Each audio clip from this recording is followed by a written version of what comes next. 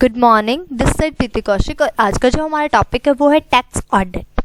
देखिए जी, tax audit किस तरीके से किया जाता है, होता क्या है टैक्स ऑडिट, वो हम कर रहे हैं। वैसे तो नाम से क्लियर हो रहा है जैसे इसका कि भाई यानी इनकम टैक्स पर्पस की वजह से किया जाता है हमारा टैक्स ऑडिट। अलग से है, जैसे हमने कॉस्ट ऑडिट पहले किया था, मैनेजमेंट ऑडिट किया, उसी तरीके से अभी हमारा आ रहा है टैक्स ऑडिट। कहता है income tax act 1961 specifically provide that all companies may be trading और non trading public charitable trust are liable to audit their accounts. कहते हैं इनकम टैक्स एक्ट जो 1961 है उसके अंदर जितने भी कंपनीज आते हैं, चाहे वो ट्रेडिंग है, चाहे वो नॉन ट्रेडिंग है, चाहे वो पब्लिक चैरिटेबल ट्रस्ट के अंदर आ रही है, मतलब कोई भी कंपनी है वो लायबल होगी कि वो अपने अकाउंट्स को ऑडिट कराए और ऑडिट कराए ताकि टैक्स पर्पस की वजह से, जैसे अभी हमने ना पहली पिछली जो वीडियो थी उसके अंदर हमने यही कहा था कि इन्वेस्टिगेशन किया जाता है टैक्स अथॉरिटीज के थ्रू। तो वो जो टैक्स अथॉरिटीज के थ्रू वो तो था इन्वेस्टिगेशन किया जा रहा है कि एक्चुअल में जो उनकी इनकम है उसको वो एक्चुअल शो कर रहे हैं नहीं कर रहे हैं, वो तो इस तरीके से यानी कि वो इन्वेस्टिगेशन पर्पज के लिए किया जा रहा था। पहले उन्होंने रिटर्न फाइल कर ली, लेकिन इन्वेस्टिगेशन से पहले होता है ऑडिट। ठीक है, तो वो जो ऑडिट होता है ना टैक्स ऑडिट, उसके अंदर हम पढ़ रहे हैं मतलब कि ऑडिटर अपॉइंट किया जाता है और वो टैक्स के पर्पस की वजह से यानी इनकम के मतलब इनकम क्या है, कितने एक्सपेंसेस हो रहे हैं, मतलब टैक्सेबल इनकम क्या है उसको फाइंड आउट करने की कोशिश करता है टैक्स ऑडिटर जो होता है। यहाँ पे ऑडिटर जब अपॉइंट किया जाएगा तो कहते हैं the provision of act under section 12 subsection A, 35 section subsection D, 35 section subsection E, 44 section है और subsection A B, then section 80 HHB subsection और 800 and 142 section 2A subsection determines correct taxable and the same be audited by competent auditor. कहते हैं ये जितने भी sections यहाँ पे दे रखे हैं इनके अंदर प्रोविजंस दे रखे हैं कि जो ये इनकम टैक्स एक्ट 1961 के एक्ट के प्रोविजन गिवन है इन सारे सेक्शन के अंदर, और ये बता रखा है किस तरीके से हमने इनकम को निकालना है कि करेक्ट टैक्सेबल इनकम क्या होगी और किस तरीके से उसको ऑडिट किया जाएगा। और ऑडिट किसके थ्रू किया जाएगा, कॉम्पिटेंट ऑडिटर के थ्रू ऑडिट किया जाएगा। कह रहा who can conduct tax audit. अब टैक्स ऑडिट कौन कंडक्ट करता है, according to section 44AB of income tax act the accounts can be audited by competent accountants. कहता है जो सेक्शन होता है 44AB इनकम टैक्स एक्ट का, उसके अंदर जो अकाउंट्स को जब ऑडिट किया जाएगा तो वो कॉम्पिटेंट अकाउंटेंट्स के थ्रू किया जाएगा जो who is according to chartered accountant act 1944। कहता है जो किसके अकॉर्डिंग यानी चार्टर्ड अकाउंटेंट एक्ट 1944 है उसके अंडर जो कॉम्पिटेंट अकाउंटेंट होंगे उन्हीं को क्या किया जाएगा, उन्हीं को ऑडिटर अपॉइंट किया जाएगा टैक्स ऑडिट करने के लिए। Under section 288 subsection 2 and companies act 2013 section 141 defines the person who can audit tax. कहता है अभी तो हमने सीए एक्ट 1944 में कहा कि जो सेक्शन 288 है सबसेक्शन 2 वो, और कंपनी एक्ट का 2013 जो एक्ट है उसके अंदर सेक्शन 141 वो डिफाइन करता है कि जो कौन सा पर्सन ऑडिट कर सकता है टैक्स को। ठीक है, for the tax audit it is not necessary that he should be a practising chartered accountant. कहते हैं टैक्स ऑडिट के लिए यह जरूरी नहीं है कि वो सीए हो यानी सीए का काम कर रहा हो। ठीक है, चार्टर्ड अकाउंटेंट 1944 के अंडर ही वो अपना काम कर रहा हो, ठीक है, कि वहीं पे वो प्रैक्टिस कर रहा है। कहते हैं non practising person is a competent accountant. कहता है इसीलिए मतलब हम ये बात बोल सकते हैं कि जो सीए नहीं कर रहा ऐसा पर्सन भी कॉम्पिटेंट अकाउंटेंट हो सकता है। किस केस में हो सकता है, कहता है such accountant should be aware of related laws rules forms and documents. जो ऐसा बंदा होगा, जो ऐसा पर्सन होगा जो कि सीए नहीं है, सीए के अंडर प्रैक्टिस भी नहीं कर रहा है, ठीक है, वो ऐसा बंदा कॉम्पिटेंट अकाउंटेंट तब हो सकता है जब उसको रूल्स एंड लॉज के बारे में सब कुछ पता है, सारे डॉक्यूमेंट्स फॉर्म्स के बारे में उसे पूरी नॉलेज है। For example for the audit of cooperative societies it is not necessary that the auditor should be chartered accountant. कहते हैं जब भी अगर ऑडिट करा रहे हैं हम कोऑपरेटिव सोसाइटीज का, तो उस केस में ये जरूरी नहीं होता कि जो ऑडिटर है वो सीए ही होगा, चार्टर्ड अकाउंटेंट ही होगा। उस केस में हम कह सकते हैं कि कॉम्पिटेंट अकाउंटेंट से भी काम चल सकता है। कॉम्पिटेंट अकाउंटेंट कौन होगा, जिसको रूल्स एंड रेगुलेशंस के बारे में, लॉज के बारे में, डॉक्यूमेंट्स के बारे में, फॉर्म्स के बारे में अवेयर हो, उस बंदे को हम कहेंगे कॉम्पिटेंट अकाउंटेंट्स, और उसको अपॉइंट कर सकते हैं टैक्स ऑडिट के लिए।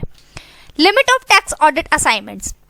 कहता है लिमिट क्या होती है टैक्स ऑडिट की। कहता है chartered accountant firm shall not accept audit of more than 45 companies.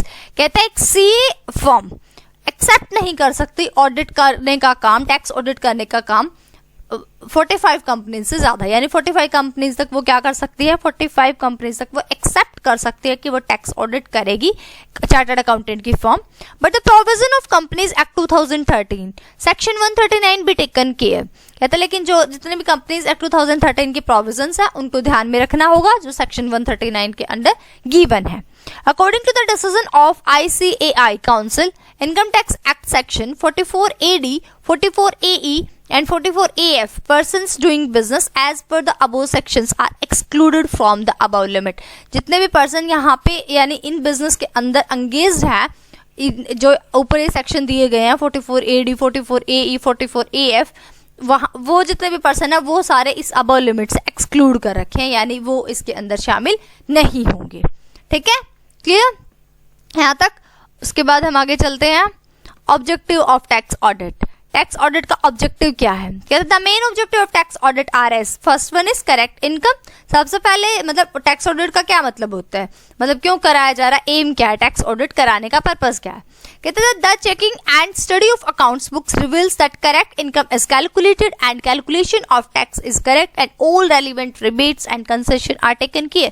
कहते हैं जो चेकिंग करनी है ना, अकाउंट्स की स्टडी करनी है, बुक्स क्या रिवील कर रही है, क्या करेक्ट इनकम को शो कर रही है, करेक्ट इनकम कैलकुलेट की जा रही है, टैक्स को सही तरीके से कैलकुलेट किया जा रहा है, वो सही है जितना टैक्स आपने कैलकुलेट किया है, जितने भी रिबेट्स जितने भी कंसेशन मिलने थे उनको ध्यान में रखते हुए चेकिंग मतलब करनी है। चेकिंग सभी बातों को ध्यान में रखते हुए देखना है कि क्या जो बुक्स ऑफ अकाउंट्स है वो ट्रू पिक्चर शो कर रहे हैं इनकम की। करेक्ट इनकम को चेक करने के लिए हमने क्या किया, टैक्स ऑडिट किया। सेकंड कहता है correct reporting. The accounts and reports are placed before income tax officer in a specified manner, it will ease the tax assessment. अब टैक्स को कैलकुलेट करना है, इस चक्कर में टैक्स ऑडिटर के सामने सारी चीजें रख दी जाती हैं, जितने भी अकाउंट्स हैं जितने भी रिपोर्ट्स हैं इनकम टैक्स ऑफिसर के सामने रख दी गई, वो अब वो इजिली क्या कर सकता है, टैक्स को असेस कर सकता है। थर्ड पॉइंट में कहते हैं टैक्स ऑडिट का जो थर्ड ऑब्जेक्टिव है वो है लेसर टाइम। कहते हैं income tax officer will not devote much time on the verification of general purchase and sale. ज्यादा टाइम नहीं लगाना पड़ता इनकम टैक्स ऑफिसर को कि वो जनरल परचेज एंड सेल के अंदर उलझा रहेगा।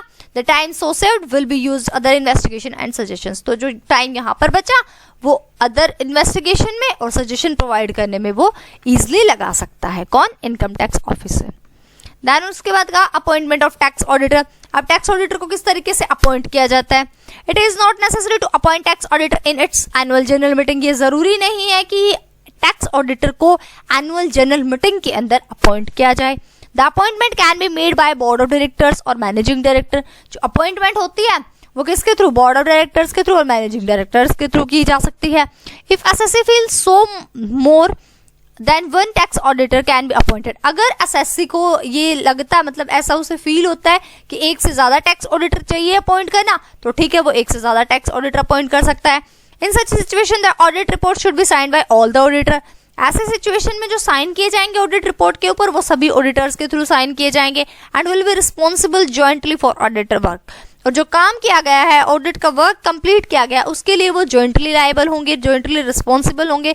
यानी कि अगर जैसे कि ABCD 4 ऑडिटर हैं, मतलब मोर देन वन है, 4 हैं, चारों ऑडिटर को काम बांट दिया गया था अलग अलग।